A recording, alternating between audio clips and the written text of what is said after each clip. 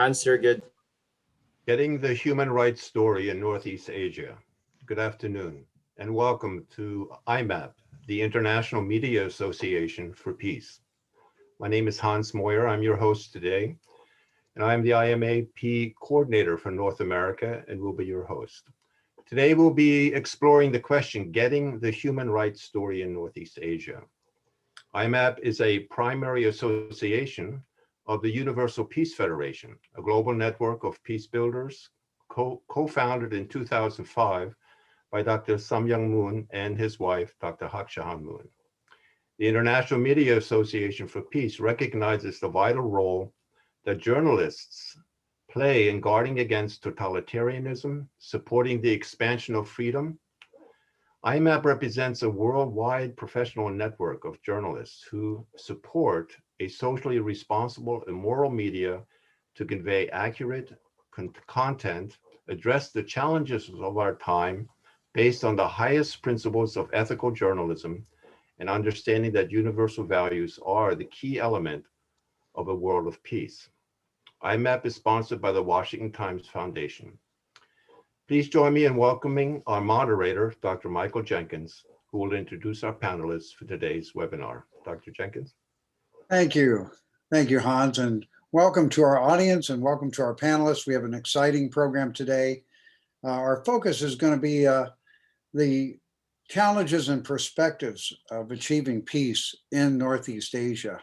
And the Washington Times Foundation is the main sponsor today, and the UPF, International Media Association for Peace, is also supporting this, so we can also learn about the facts of how we might achieve peace and dialogue in Asia, particularly Northeast Asia.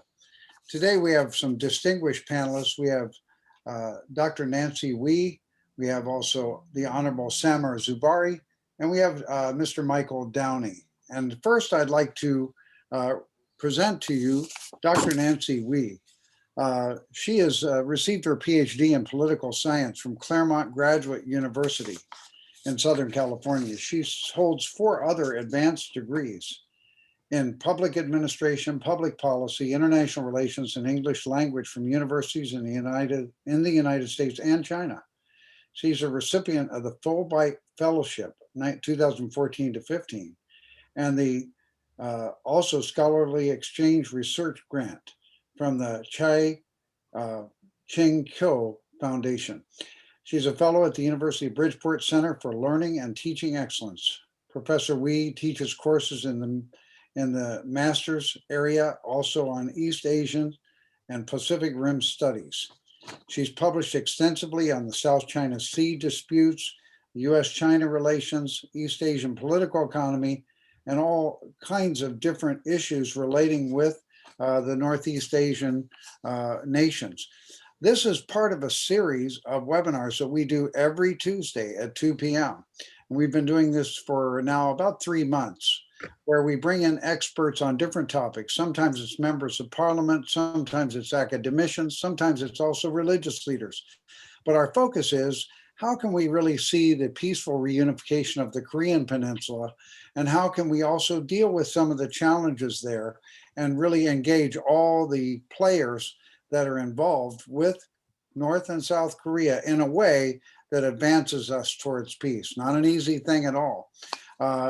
Dr. Wee has recorded a video for us on our past seminar, and we're going to show that today. Thank you. So EJ, if you can bring Dr. Wee's video, and she will explain about her perspective on China's development relating to North and South Korea. Thank you, Dr. Jenkins. It was really a pleasure to be able to join you on this important forum. I would like to share a PowerPoint that I prepared for this event.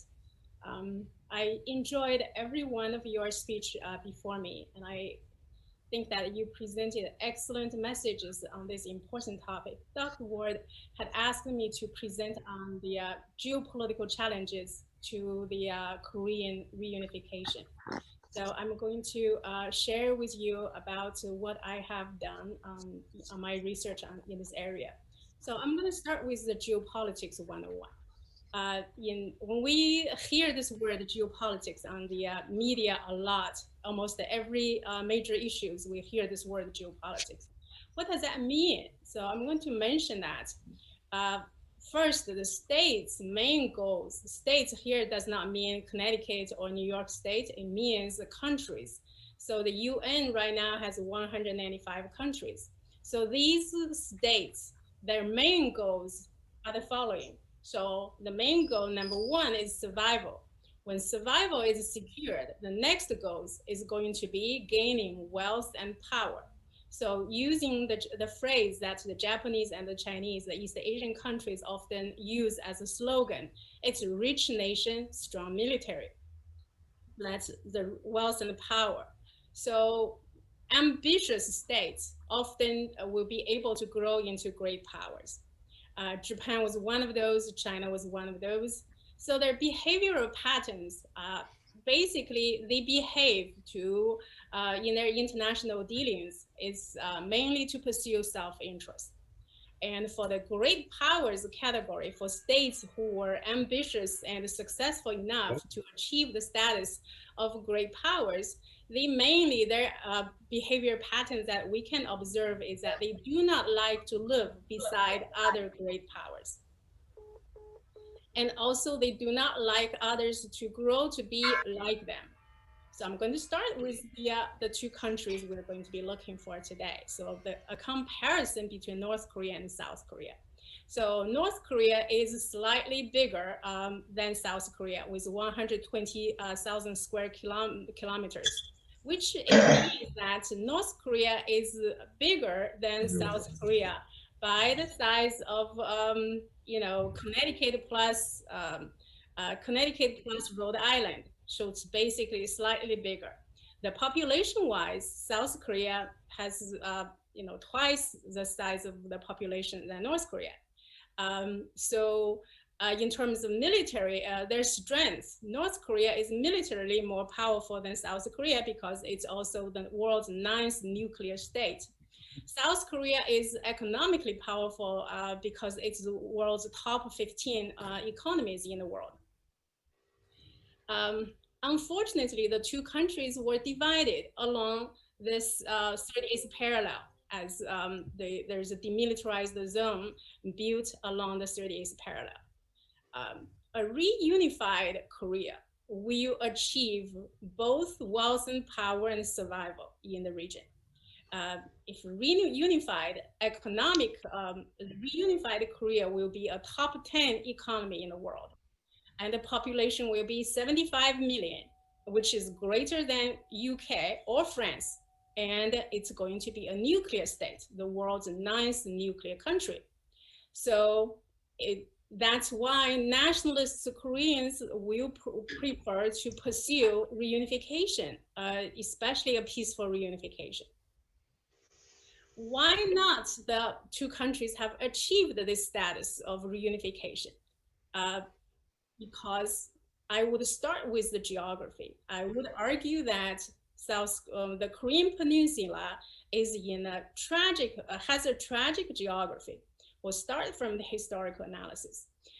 From a survival point of view, traditionally the Korean Peninsula often sided with China in the East Asian regions. So the Korean Peninsula, unfortunately, is located in the area between the East Asian power struggles between Japan and China. So here I'm going to give two examples in the 15th and 16th century. The Imjin War, which was fought when Japan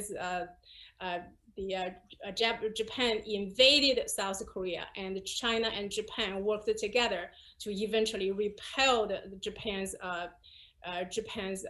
aggression. So the Imjin War, Korea and China won. But in 1894 to 1895, in the second challenge for East Asian supremacy, Japan won, and China and Korea both lost. As a result, Korea not only lost its independence, it even lost the ability to survive. it was absorbed by Japan into one of the Japanese empire. So on the regional level, the Korean Peninsula is on the tragic neighborhood between Japan and China. The next important part is that its geography is tragic because it is located on a global power fault line. Global power struggle between the Soviet Union and the United States also involved Korea. So we will know when we call the Cold War, it was referring to Europe. In East Asia, it was hot wars, one after another. Started with 1950 to 1953, the Korean War, and then followed by the Taiwan Strait crisis in 1954, 1958. And then it was another major trauma for the United States. It was the Vietnam War from 1965 to 1973. So this map will show us why the Korean Peninsula is in the tragic geography, because it is on the fault line of the United States, the maritime power, and the continental power. So this one, and we see here Taiwan is on another one. It is on the fault line. And you see here along the 17th parallel on the Vietnam. It's also Vietnam was divided into two countries, North Vietnam and South Vietnam. And we can see all the other countries, some countries were remain neutral, like Burma and India and Afghanistan, but Pakistan, East Pakistan, and also Thailand, South Vietnam, the Philippines, Taiwan, and Japan, and South Korea. So this is the East Asian power, great power fault line. And as a result of being on the fault line, on June 25th, at the end of World War II, the Korean Peninsula was divided between Soviet Union and the United States. And both sides wanted reunification. And on June 25th, 1950, North Korea fired the first shot. It wanted reunification on its own terms. It was not acceptable to the United States. And as a result, General MacArthur, who was the highest commander in Japan, led a landing on Incheon. So Incheon is a place that a few years ago, about 6 years ago, I visited. Here, I was very close to the demilitarized zone. Didn't get a chance to visit, but it was an important place that witnessed the history. The United States felt that a unilateral unification on the North Korean side was unacceptable. So on early October, the United States and South Korean troops crossed the demilitarized zones. After it finished the containment line, cemented the containment line, it went north to the North Korean side, trying to achieve another reunification, this time on the South Korean and the US terms. Once that happened, we can see from the lines that eventually moved all the way very close to the Chinese border. And Mao felt this is when the US and North Korea, US crossed the 38th parallel, it was not acceptable.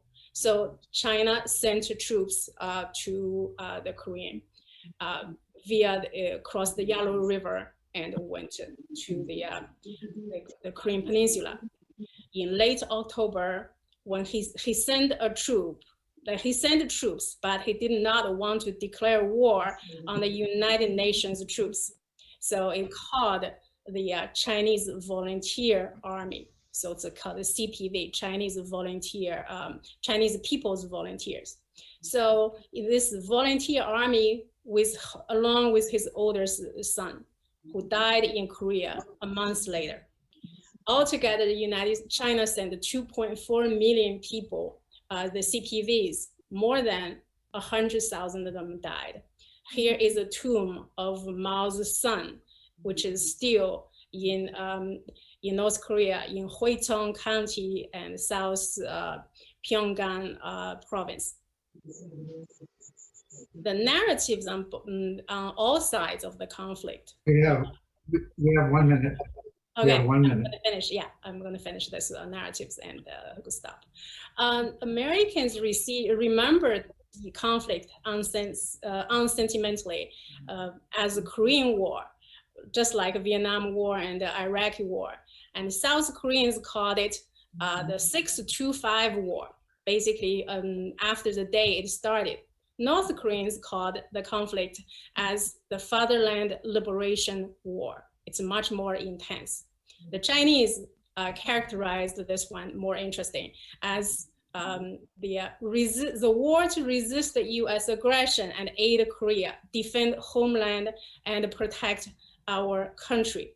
So it reflects Chinese views of the geopolitical and ideological nature of this war. So this is the Museum of the War in Dandong. It's called Resist the US Aggression and Aid Korea. 180, at least more than 183,000 Chinese died. So the result was a stalemate. There are two ways of unifications we have seen: the Vietnam model, which is violent, and the German model, which is peace. So the Korean reunification is that United States and Chinese reconciliation is a necessary condition but not sufficient. And North and South reconciliation is a necessary condition but not sufficient. And only when the number one, number two, US and Chinese reconciliation and North and South reconciliation, we will be able to help Koreans to finish this unification. So my final statement is that the Korean resilience. I have witnessed the remarkable resilience on the Korean side. They have weathered daunting challenges into history, resistance against the colonialism and Asian financial crisis, candlelight revolutions, etc. Resilience and adaptation will eventually help the people on both sides navigate the superpower relations to achieve national reunification. Thank you. Excellent. Thank you. Thank you, Dr. We really appreciate it. We had a wonderful session before and she came back with this video. We're very grateful for her remarks. Why? Because with the Washington Times Foundation, we are trying to understand all perspectives, and that's critical for dialogue and also to advance peace. Also, the Universal Peace Federation has three fundamental pillars of common values, and that's interdependence, mutual prosperity, and shared values. Now, the shared values part is difficult. It's not easy, but that's what we're working towards. That's why we respect all countries. We engage fairly and we engage honestly. We do want to know the facts, but we also want to understand how can we come together to resolve our difficulties. I would like to read some words from our founder, the Reverend Sun Myung Moon, in relation to this area of the world. As you may already know, I am also committed to working with the People's Republic of China. This giant nation comprises a major portion of the world. Certainly, we cannot talk about world peace without taking into account the well-being of the Chinese people. Furthermore, as you may know, in 1981, I launched an international peace highway project. When completed, this highway will allow a family to drive from Tokyo to London. I'm seriously discussing the project with the governments of Japan, Korea, China, and the United States and the Soviet Union. Of course, this is a lofty dream. Every great undertaking begins with a dream. So our founder is very committed, and he passed away in 2012, but his wife, Dr. Ha-Chan Moon, the co-founder of the Washington Times, co-founder of the Universal Peace Federation, also is truly committed to joining hand to hand with every country, working out our differences and building a world of peace. We do want to address some of the problems, but we also want to solve the problems together. We cannot do it separately. We have to solve the problems together. Our next speaker is Samar Zuberi. His Excellency was elected as a Canadian Member of Parliament in 2019, he has been extensively studying the Uyghur people's situation while sitting as a subcommittee member of the International Human Rights of the Standing Committee of Foreign Affairs and International Development. He's also co-chair of the Canada-Uyghur Parliamentary Friendship Group. His Excellency Samar Zuberi was born and raised in Montreal, and he also grew up there. His father is from Pakistan, his mother is from Canada, and from a young age, he's consistently worked to build bridges between all communities to promote dialogue and mutual understanding. This has led him to the forefront of seeking the Charter of Rights for Canadian minorities. He's done a lot of work to bring people together, and we are really delighted that he could be with us today, because I think he wants to help China solve the problems, and we want to work together to solve these problems. His Excellency Samar Zuberi, welcome. Thank you, Dr. Jenkins, and thank you to the Washington Times Foundation and to Universal Peace Federation for organizing this event, and for everybody for being here. The over 100 people that are here by Zoom, the many more that are here by Facebook watching this live stream. Thank you for taking the time for this very important event. As was mentioned, I'm here to speak about what many might be tuned into, which is the plight of the Uyghur people within China, who live within a province called Xinjiang Uyghur Autonomous Region.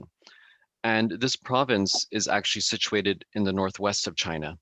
It consists of 1/6 of the landmass and has many different communities, but the dominant ethnic group there are Uyghur people.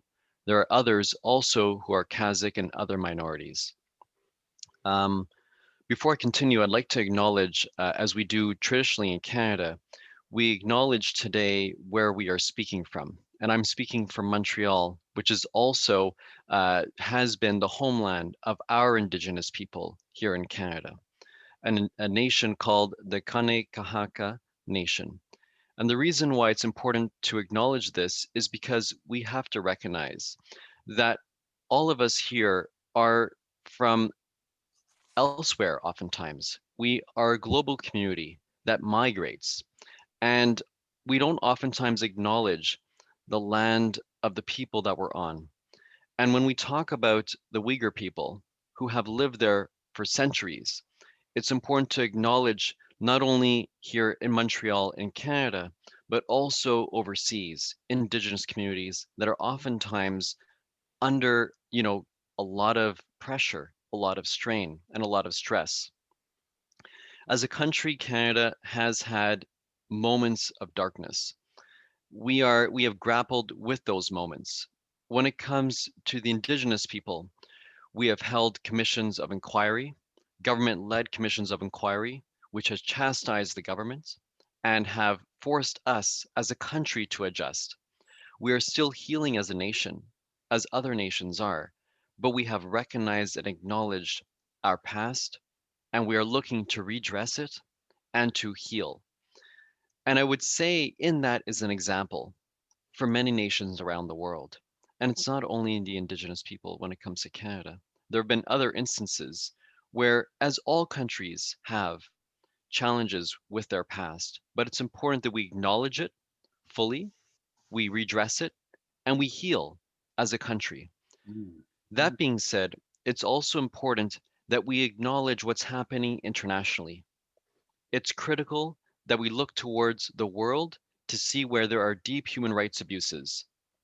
And right now, within Xinjiang Uyghur Autonomous Region in China, there are very serious and gravely deep human rights abuses occurring. So deep that a number of countries have termed what is happening there as genocide. And genocide has unfortunately happened throughout human history, but it's happened within recent history. During World War II, we saw in recent times a great genocide towards the Jewish people and others too. And we said never again. And we codified what it means. We understand today that this is a crime against humanity that we cannot tolerate, that we must speak out against as an international community. And what is genocide? It's an intent to destroy in whole or in part a nation, an ethnic, a racial, or religious group. And there are a number of elements and ways in which it's determined that this, in fact, is occurring. It can include killing members of a group, causing serious bodily or mental harm, bringing about conditions to destroy physically, in whole or in part, a group. It can be preventing births or forcibly transferring people. Most of these elements, you don't need all of them to meet genocide. You only need one, and these are examples. But most of these elements I just enumerated are happening to the Uyghur people right now. According to China's own documents, between 2014 to 2019, 1.29 million Uyghur people have been held within quote unquote re-education camps. We know today through satellite imaging, through leaked documents from the Chinese Communist Party that were reported by the International Consortium of Journalists and separately by the New York Times, that a genocide is in fact occurring. We know that these 1.29 million people held yearly are producing forced labor products, forced slave labor products. These are realities that we must acknowledge and we must halt. Now, I, as was mentioned at the beginning, was part of a parliamentary committee where we studied firsthand the information coming out of the region. We heard from concentration camp survivors. We heard from experts, legal scholars, diplomats. We heard from a wide range of people, and they all said the same thing. There are grave and serious human rights abuses occurring, abuses that we cannot tolerate.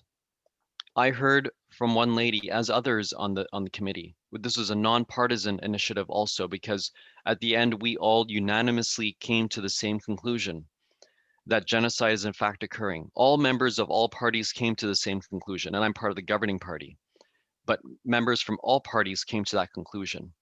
We heard from one lady who accounted horror stories, and hers is not alone. You can read about it in the BBC, which spoke of unspeakable horrors, of rape, of torture, of forced sterilization, forced abortion, of forced labor. We heard all of this, and this is supported, as I mentioned, from documents from the government of China itself that are publicly available. All you have to do is Google New York Times, China Papers 2019, and you will see 400 pages of documents from the government that show an intent, that show a program that is occurring right now. So let's fast forward a moment in terms of the products in question, because I think this is important for people to know. We are talking about cotton. 20% of the world's cotton originates from Xinjiang Uyghur Autonomous Region. Almost all of China's cotton originates from the region. I'll say that again so everybody takes it in. But 20% of the world's cotton originates from the province in question that we are talking about, that America, that the Dutch, that the European Union Parliament, and the Parliament of Canada said genocide is occurring in this region. So 20% of the world's cotton is produced from forced labor products, forced slave labor. It's not only cotton, it's also tomato products, ketchup, pasta sauce, pizza sauce, other tomato derivatives. 35% of the world's tomato derivatives originate from Xinjiang Uyghur Autonomous Region. We're also talking about solar panels. 42% of the base of polysilicon, which is a base product of solar panels, originates from the region. And this is important as we as a global community understand we must preserve the world we live in for our future generations as we go green and we start putting in solar panels across the world, which we must continue to do. But we have to be extremely mindful of the fact that 42% of our solar panels right now originate from the region in question, where there are concentration camps occurring, where there's forced slave labor and extremely grave human rights abuses. So I've outlined a lot. What can we do as an international community? Canada, we call ourselves a middle power. We recognize that we are one of many nations in this world. We are approaching this issue in collaboration with other countries of the world. As I mentioned, America, the European Union, many other jurisdictions, Australia, New Zealand, the Five Eyes, we are aware and are responding to the very grave and serious human rights abuses that are occurring. America has implemented a number of sanctions against 70 individuals involved in the human rights abuses towards the Uyghur people. Canada also, along with the UK, the EU, and the US again, just a week ago implemented sanctions against high-ranking officials involved in the unfolding human rights abuses in the region. Canada has also implemented, along with many other jurisdictions, restrictions with respect to imports and also exports. We know, as was mentioned earlier on, that we are an international community and that we must have diplomatic relations with all countries, including China, of course. We want to ensure that there's trade, the trade continues. This is critical and important because we are a global community, and we realized how small this world is and how much we need each other during this pandemic.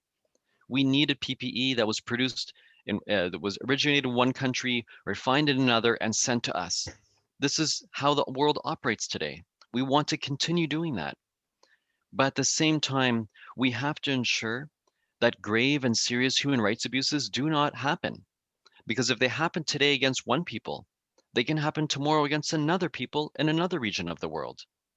So what is our responsibility? There is a doctrine actually in international law called the Responsibility to Protect Doctrine. So it's incumbent upon nations, when they know of grave and serious human rights abuses, including genocide, to respond.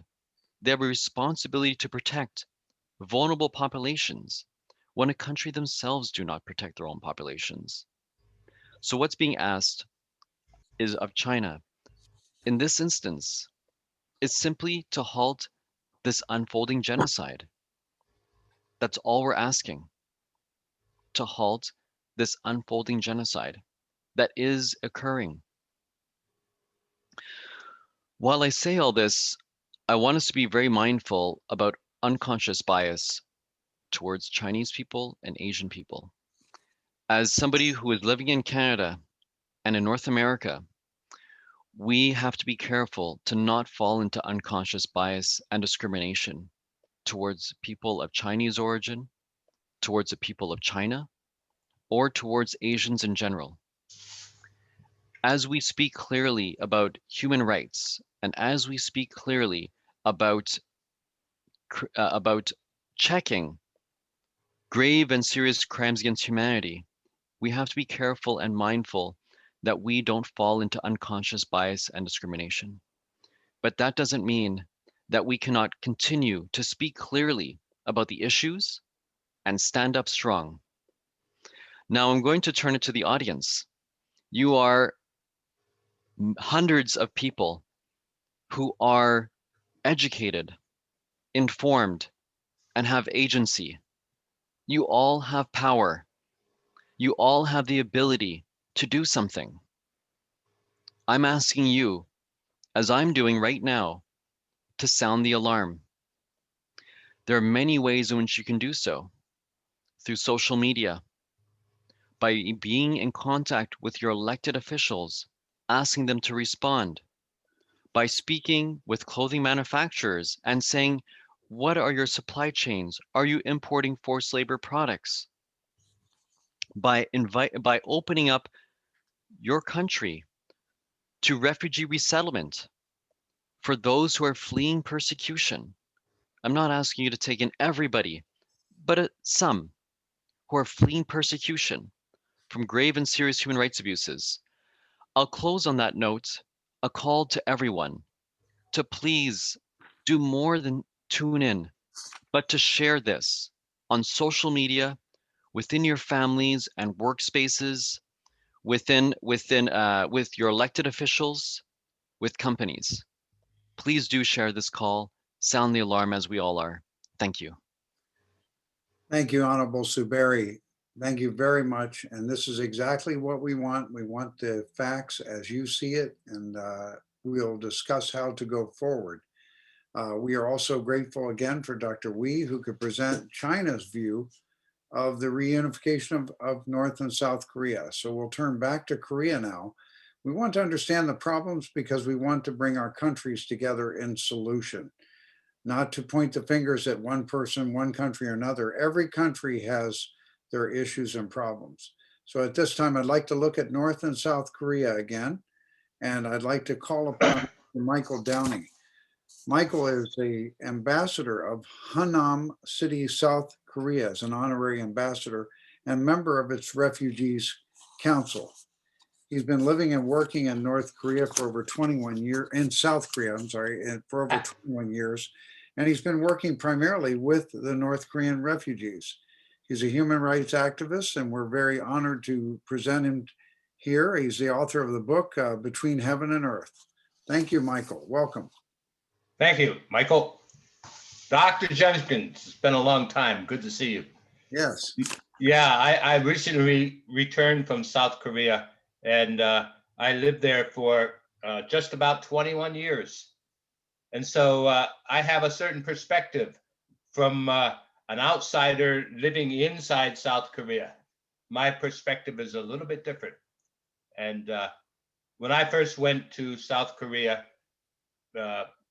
in April of 2000, I had two objectives in mind. One was I wanted to learn to speak the Korean language. And number two, I was intensely interested in North-South Korea unification issues.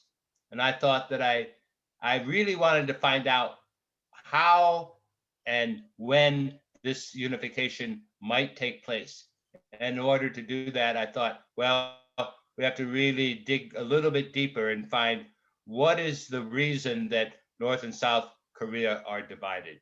And Dr. Wee gave a wonderful presentation and shared the global ramifications of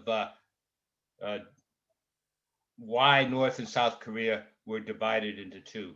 But I think there's another story to tell.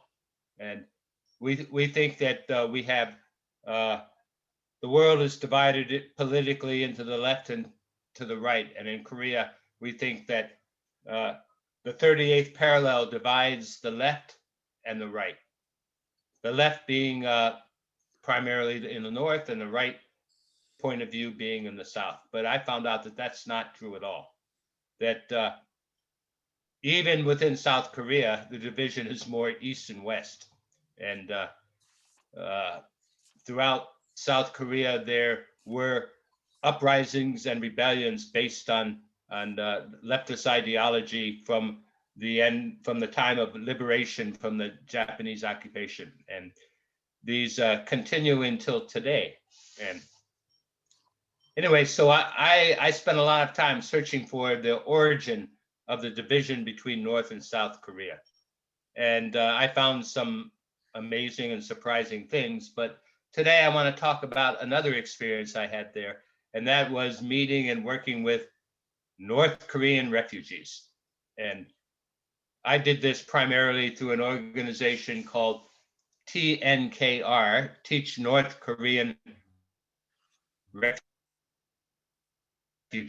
It was an NGO founded by, and the co-founder was Inku. And their concept and idea was to take native English speakers and put them together with North Korean study English. And so I did that for a long time, and I met personally on a weekly basis with more than a dozen North Korean refugees. That means people who, why did they escape? Well, various reasons. The first reason was they were starving to death. And the second reason was they were searching for more freedom in their lives. And the stories that they told me were, of course, horrific of persecution by the Workers' Party and the officials in North Korea, even to the point of shooting people for trying to feed their families.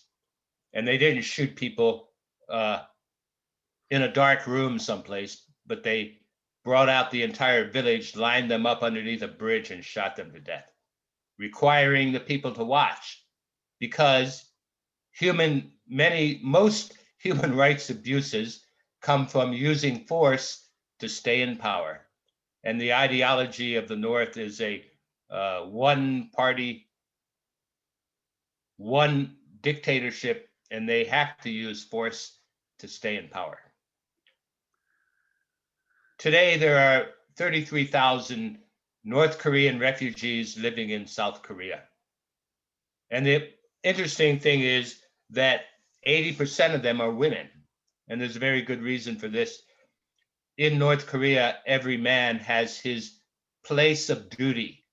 He has a job. He has to report to the factory or to the office or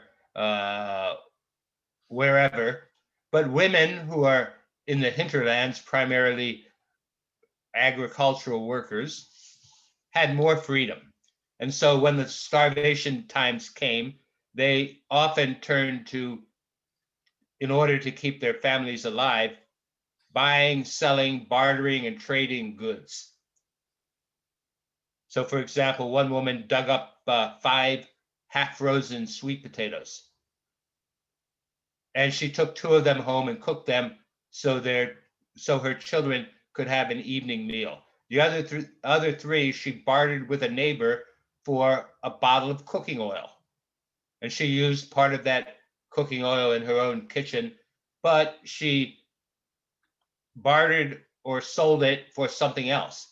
And little by little, this buying and selling secretly, privately, this black market became what we call Changmadang, which means Chang is market, Madang is garden, market garden. But the better and more loose translation is the market generation. From that time, the grip of the Communist Party and the Kim regime in North Korea began to loosen on the people of North Korea. People turned to the market because they could eat, they could feed their families, and they could survive. At one point, Mr. Kim Jong-il was advised and decided it was a good idea to devaluate the North Korean won. And so the North Korean won was cut in order to stop this black market activity. But the people actively involved in the market, it didn't affect them at all, because they began crossing over the border into China and putting their hands on hard cash and bringing it back into North Korea. So the black market was infused with actual hard currency. In the meantime, if you worked for the government, you were starving to death, because the amount of money, the value of the money that they paid you could buy you maybe half a bag of rice each month. Therefore, they became susceptible to the new economic reality of the bribe. And the bribe became a powerful weapon to move people. They began bribing people to cross back and forth into China and bring back hard currency. They also brought back food. They began to bring back radios that actually could pick up radio stations like the Voice of America or the Christian Broadcasting Service. And the people in North Korea, for the first time, began to hear something different than what the regime was telling them. They brought back DVD players and DVDs of South Korean movies and dramas. They brought back air conditioners, kimchi refrigerators, and big screen TVs. And even village officials, the police chief, took great pride in having Samsung large screen TV in his house. So the bride became very important. And those who were active in the market were moving back and forth into China as often as they could. And finally, some of these women began to think, hey, I can be free. I don't have to go back to North Korea. And so the exodus from North Korea began. In order to leave North Korea, you have to bribe village officials, you have to bribe border guards, and you have to pay a broker. And the broker guides you across either the Yalu River or the Tumen River into China. And once they're in China, then their odyssey really begins, because China does not welcome refugees from North Korea. In fact, they refuse to give them refugee status. Instead, they call them economic migrants. And when they put their hands on them, they deport them to North Korea for punishment. And so when they arrive in China, they're at the hands of the brokers. And 80% are women. And in the province just north of North Korea, which is Manchuria, there's a shortage of women, because any women who are smart or have an education, they immigrate to the big cities for a better life. So there's a shortage of women, and North Korean women fill that shortage. And they're often sold into human trafficking situations. The younger women are sold directly to brothels. The older women, that means about 28 years old or older, are often sold to Chinese farmers as second wives. And so after escaping from North Korea, they often find themselves trapped in China. There's 33,000 North Korean refugees living in South Korea, but there's more than 20,000 North Koreans who are trapped by their circumstances in China today. And those circumstances are they're not recognized as refugees. Once a country recognizes you as a refugee, then they're obligated by treaty and UN regulations to send that person to a third country. Once they reach China, they have to escape again. And there's three places where they can escape. Number one, and the best, is to gain entrance to a foreign embassy, and that foreign and request refugee status, and then that embassy will send North Korean refugees onto a third country of their choice. Unfortunately, over the last 10 years, the Chinese police and the army in Beijing have surrounded all of the foreign embassies, and if anyone approaches that embassy, they will be arrested. The second way is to go north across the Gobi Desert into Mongolia. And again, 7 to 8 years ago, Mongolia was sending North Korean refugees back to South Korea. But about 7 or 8 years ago, they made a new relationship with North Korea, and they stopped. So therefore, that route, even though it was very dangerous, crossing the Gobi Desert is very difficult. So nowadays, refugees take the southern route. They go all the way to the southern part of China, and they cross into another country, either Myanmar or Cambodia, and they make their way to Thailand. Thailand will send them on to South Korea. Unfortunately, those who were sold as second wives often conceive children and are now stuck in China. Those children face a very ominous future. And because they're unofficial, because they have no papers, they can't go to the hospital when they're sick, they can't go to school, they can't get any benefits from the government, and instead they have to hide from the government. Often, after a while, the North Korean moms will immigrate on to South Korea. Once they get to South Korea, after they pass through the process, they'll be issued a South Korean passport. Then they go back to China and pick up their children and get their children out into North Korea, into South Korea. Thank you. How's my time? You have 1 minute.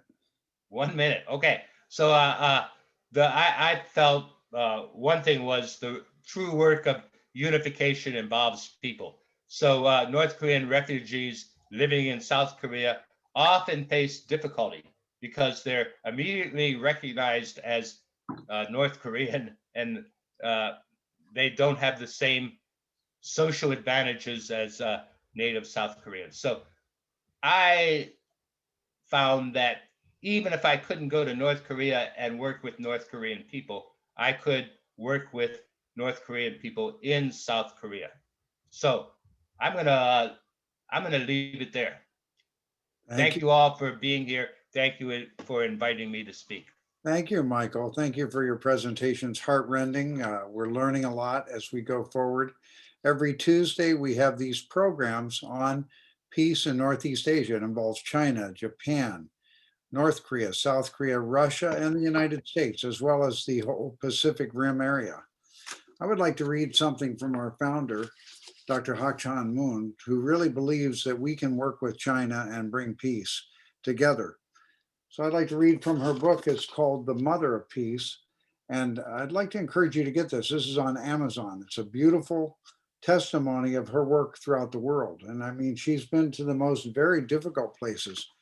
I happened to be with her in Senegal when we went to Goree Island, where there was the island through which all the slaves, or not all, but many millions of slaves came from Africa, and a major portion of them came through the gate of Goree Island. I saw her there praying and really praying for reconciliation and repentance, and how do we get beyond this? So I'd like to read some of her words. New hope for China.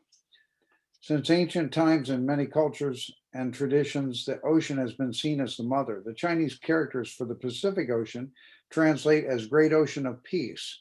And in English, Pacific means peaceful in character or intent. The Pacific civilization can become a great mother of peace by opening an era of a civilization characterized by filial piety for heaven and true love, living for the sake of others. It can do so by embracing and putting into practice sacrificial and altruistic heart of the mother and discarding our inherited fallen practices of seduction, conquest, and exploitation. What she brings to our understanding is that there is a confusion of values. We're not going to be able to stop all the problems in the world until we can also elevate our worldview to a place where we can draw in understanding, wisdom, and common values. Again, UPF's 3 pillars are interdependence, mutual prosperity, and shared values. We have to work on those shared values together. And I want to read Dr. Moon's, Reverend Somyang Moon's statement on this too. We have to deal with the challenge of materialism. It doesn't bring peace. It doesn't bring common ground of society that is developing equality for all people. However, the leading nations of the free world as well, even though they would like to guide the world, they have vast material wealth, but they're beset with moral decay. There's a confusion of values in both the East and the West. The West has fallen victim to pervasive materialism, abuse of freedom is commonplace, and the rise to the near dominance of atheistic secularism in the West has brought with it the collapse of moral standards. And that's why some of the Western nations, including America, have a hard time bringing other countries along into the moral discussion of a new worldview where we can find peace. To put the matter simply, the current problems of the East and West ultimately come from the same cause, a confusion of values. And that's why we believe with UPF and the Washington Times Foundation, through these dialogues and through understanding, we identify challenges, but we're also going to find those common values. We believe that also God is the source of our values. God is the creator of all mankind. So that also cannot be denied and really come together with the common values that we need. We need to keep pursuing. There is a higher value that's an eternal or absolute value, even though it's difficult to discuss. That doesn't mean we don't embrace everybody, though. And that's why we have to embrace everybody through dialogue and respect. That's why we're honored to have our presenters here today, and also Dr. Wee. And we will continue these discussions. We need to have more understanding. But how can we come to another worldview that takes us up to another level? In other words, we do not believe that the worldviews of the communist world will bring peace and bring equality and justice. And we don't believe also that the Western world, as it is, with the collapse of morality, can bring this kind of justice and peace. And even within the borders of America, there are huge issues among the minority peoples, as everybody in the world knows. But we're here today to just take a couple questions to talk about some of the challenges here. We believe we can engage with all the 6 parties around the Korean Peninsula and bring an advancement. Ambassador Christopher Hill, who we work with, is ambassador to Korea for 2 years. And he also was the leader of the American delegation for the 6-party talks. And he really believes that we can engage. We have to engage. We have to discuss. We have to be honest. But at the same time, we have to be really seeking or painting a vision of us coming together. We need the partnership between China and America, a positive partnership. Canada and China are trading partners. America and China, major trading partners. South Korea's #1 trading partner in the world is China. So it's not like we're just going to get everything straightened out here. We have to go into understanding. So I'm really grateful that we have this time. We have just time for 2 questions. We have a very good question coming here from also, let's see here, Darlene McEwen. What is China's view on the fact that there are people that are radical Islamic people in that area that you were talking about, that also even went and fought in Syria? And the Chinese view has been, we're going to control this radicalism. How do you answer that, Honorable Zuberi? Sure. Well, it's a great question, and it's one that must be answered.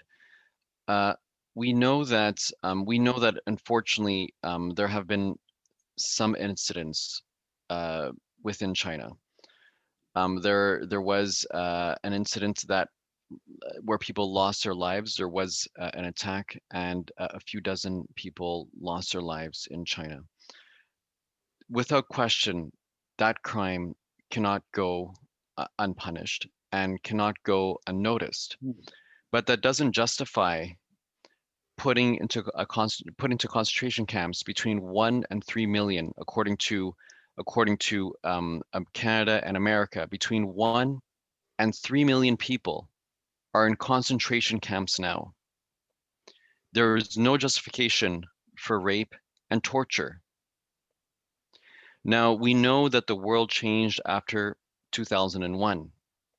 We know that countries use licenses under the pretext of combating real and serious threats to ignore human rights. We know that we cannot do that. We have learned a lot over the last 20 years. In America and Canada and other nations, we've learned a lot from our past. We're still grappling with those pasts, be it in America and North America around Black Lives Matter. We are grappling with that still. We are grappling in Canada with our treatment of the Indigenous peoples. We recognize those pasts. We recognize them as wrong, and they don't give a license. Thank you. Thank you. Excellent, excellent response. And that's right. We will not be able to come to higher ground on bringing justice and equality for all people unless we also address our own problems in each nation. And that's also critical. But I'm so happy you're working on that in all nations. So thank you. Mr. Downey, what has been the most positive thing you've seen to help the refugees in North Korea assimilate into the South Korean society? Because we hear that it's not easy for them to become really settled in South Korea. How does that work, and how can we help? The South Korean government does a lot to help them settle in, Mhm. but it's really, South Korea is a very competitive society and everybody's in competition. So an outsider from North Korea is automatically, it's still an outsider.